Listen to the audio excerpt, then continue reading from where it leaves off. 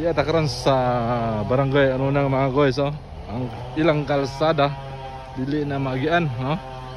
Walay linog, walay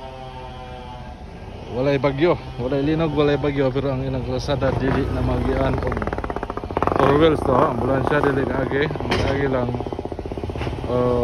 bao-bao ng kamay kay gibuhatan og agianan dito.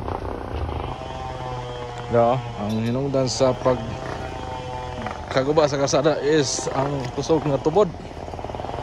Ya, grabe tubod tubig, oh. Oh.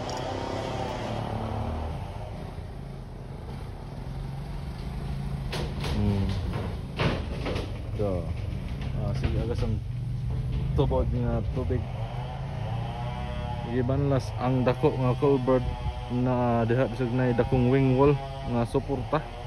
Gibanlas gihapon kay nihumok man ang ilalom. Ta, kalsada dugmok. Banlas tanan. O ang among buhatan ay i-rehab ang kalsada. Kutkuton ang lapok kutob sa gahi, banigan og balas.